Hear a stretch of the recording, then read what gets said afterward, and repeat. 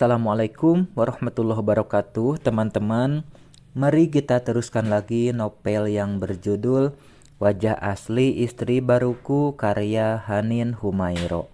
Teman-teman, novel ini tayang setiap hari siang pukul 12.30 dan malam pukul 19.30. Jadi jangan lupa untuk mensubscribe dan nyalakan loncengnya. Pada episode kali ini, cerita akan dituturkan dari sudut pandang Adnan. Aku meminta supir mengarahkan mobil ke rumah kedua. Aku tak sudi bertemu wanita yang sudah menyerahkan dirinya pada lelaki lain.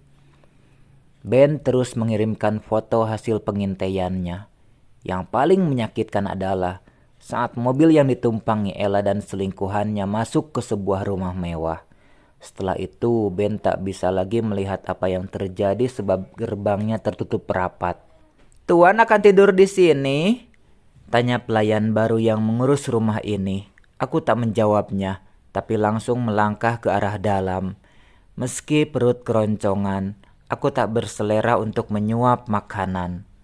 Paling hanya minum susu coklat hangat yang dibuatkan pelayan. Guyuran air di atas kepala membantu untuk mendinginkan apa yang tengah membara. Perlahan hatiku menjadi tenang. Ledakan-ledakan saat menyaksikan pengkhianatan mulai hilang. Sekarang amarah itu berganti sakit tak terlukis kata. Bukan semata karena pengkhianatan, tapi juga tentang terlukanya harga diri.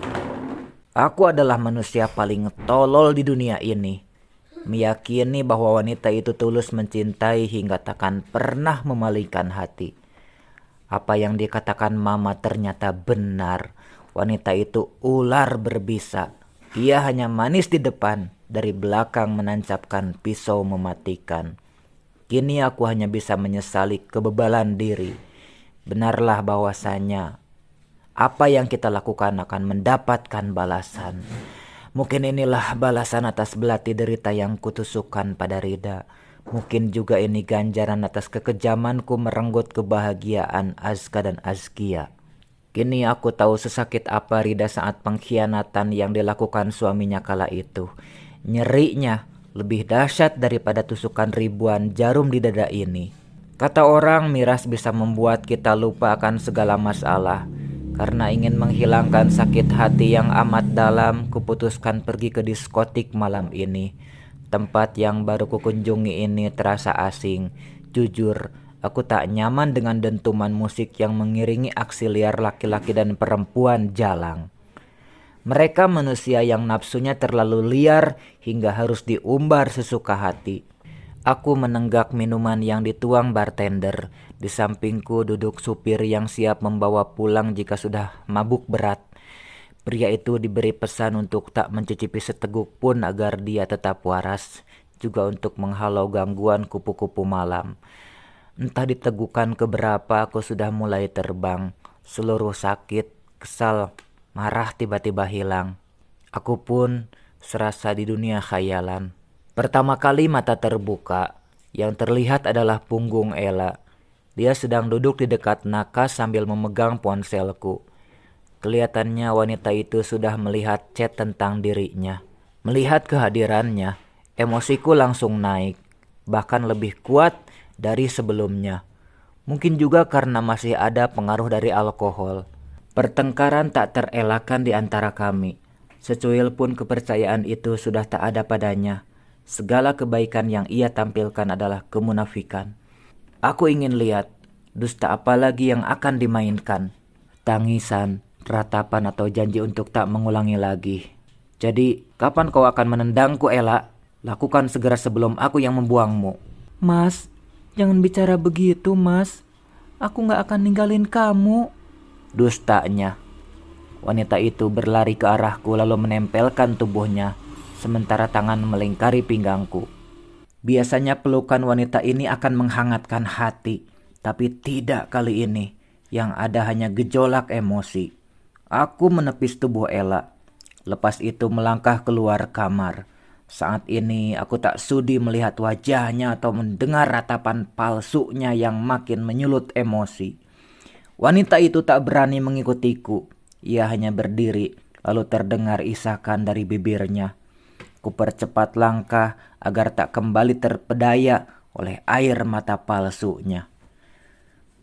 Sebelum meraih handle pintu, aku membalikkan badan. Kutatap sebentar wanita yang tengah berdiri dengan tubuh bergetar. Lepas itu memerintahkan, "Pulanglah.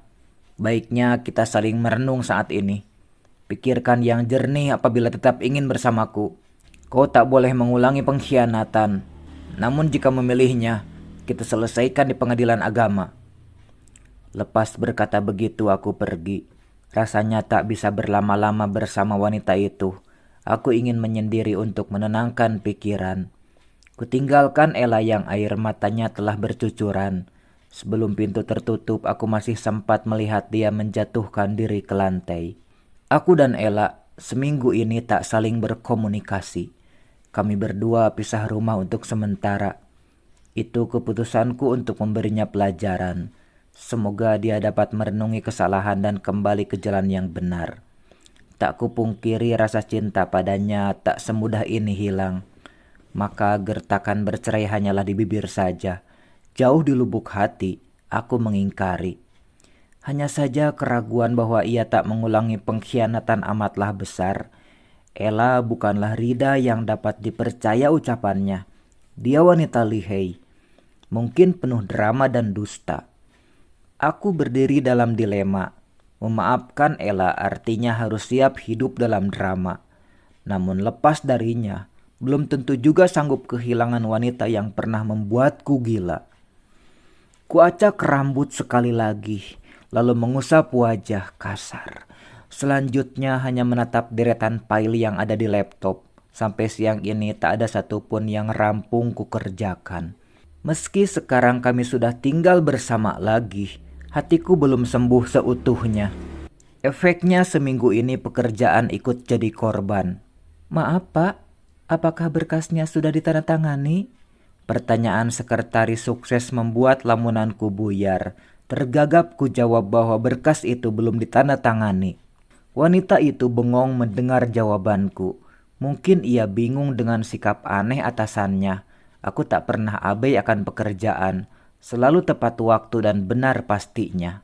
"Baik Pak, saya tunggu segera. Satu lagi, Pak Kevin memanggil Anda." Aku memandang wajahnya sebentar. Mungkin menurutnya ini seperti sebuah pertanyaan. Maka wanita itu menjengkitkan bahu. Setelah wanita itu keluar, aku pun bangkit. Sebodoh apapun pria itu, tetaplah atasanku. Baiknya aku turuti perintahnya. Tumben di ruangannya tak ada wanita. Padahal menurut gosip yang beredar, saban hari selalu saja ada gadis muda yang sedang dijadikan mainan. Benar-benar jalang. Menyadari kehadiranku, pria itu menurunkan kakinya dari atas meja. Ia lalu menyilakan duduk. Matanya melihat ke arahku sekilas, lalu berpaling. Jari telunjuknya diketuk-ketuk sebentar. "Begini Pak Adnan, 2 minggu lagi aku ada urusan sangat-sangat penting. Aku mau kau menggantikan posisiku dulu. Begitu juga dengan proyek itu. Kau tangani dulu, karena aku tak bisa melakukannya." Aku yakin yang dimaksud urusan penting itu adalah syahwat liar. Entah wanita mana lagi yang jadi korbannya kali ini. Bukan korban juga sih, tapi lawan main tepatnya. Apalagi sedang berembus isu bahwa rumah tangganya goyang. Bahkan katanya sudah masuk dalam tahap sidang perceraian. Sekretarisku yang bilang, dia selalu update berbagai persoalan pribadi orang lain, terutama gosip rumah tangga atasan. "Baik Pak Kevin, saya akan melaksanakan tugas sebaik-baiknya." Aku tak mau berpanjang kata. Menolak juga percuma. Lagi pula ini kesempatan untuk menunjukkan prestasi pada presiden direktur. Aku harus lebih dekat dengannya agar cepat menggantikan Kevin. "Thanks, Anda memang dapat diandalkan. Selamat bekerja Pak Adnan." Di masa perdamaian, Ella menunjukkan tanda-tanda perubahan. Ia tak pernah keluar rumah. Mau berusaha memasak khusus untukku dan bersikap manis sekali. Pulang kerja, wanita itu langsung menyambut dan menawarkan berbagai servis. Ia bahkan mau mencium punggung tanganku. "Mas, besok ada acara ulang tahun teman dekat. Apa boleh aku datang?" Sejujurnya aku ragu dengan kebenaran ucapan itu. Namun sudah 2 minggu dia mengurung diri di rumah. Kasihan juga, sudah saatnya dia keluar dari masa karantina. Kalau Ben sudah sembuh, Mas boleh menyuruhnya mengikutiku dan melaporkan apa saja yang ia lihat, tantangnya. Ben masih dirawat, penyakitnya lumayan parah, jelasku. Kalau tak boleh tak apa, aku akan bilang padanya tak bisa. Aku melanjutkan suapan hingga membiarkan kami terjeda dalam diam.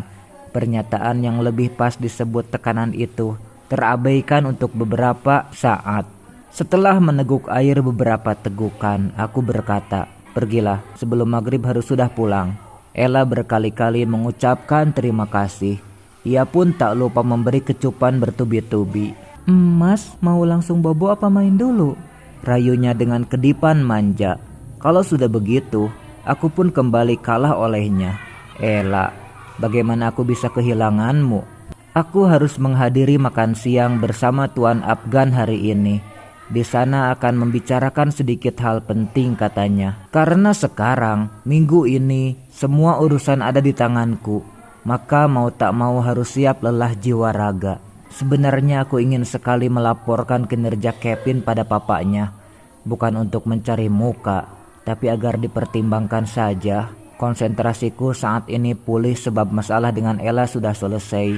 Ia sekarang selalu menepati janji, pulang tepat waktu, dan perginya pun jarang.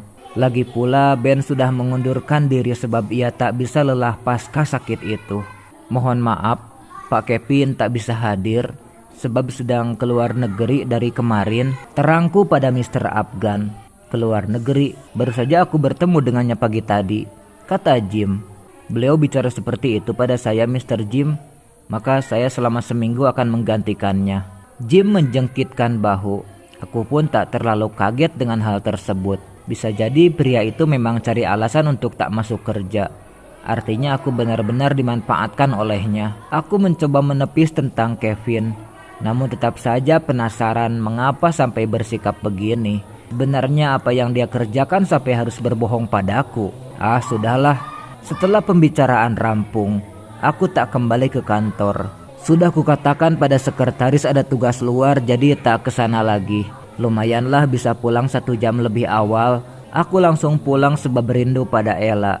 Hari ini dia tak minta izin keluar. Namun harapanku untuk bersenang-senang dengannya lenyap saat Bi Asih bilang nyonya belum pulang. "Ella, jadi kau belum berubah?" Kali kedua aku didustai.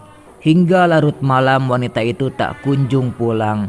Ponselnya mati sama sekali, tak bisa dihubungi. Aku mulai panik, takut ada apa-apa dengannya. Satu persatu temannya kuhubungi. Mereka menjawab tak ada yang tahu. Katanya sudah hampir 1 bulan tak kumpul bareng. 1 bulan? Bukankah 2 minggu lalu dia beberapa kali minta izin bertemu temannya? Kalau tidak bersama mereka, lantas bertemu siapa? Selingkuhannya? Kurang ajar kau wanita jalang. Di tengah kemarahan, ada pesan masuk. Aku buru-buru mengakses sebab berharap itu dari Ella. Nyatanya bukan, tapi dari nomor tak dikenal. Penasaran ku buka dan darah ini berdesir hebat saat melihat apa yang ada di layar. Ella sedang berfoto mesra dengan seseorang yang tengah memperdayaku, Kevin. Mereka sedang ada di pantai Kuta Bali. Aku harus ke sana sekarang.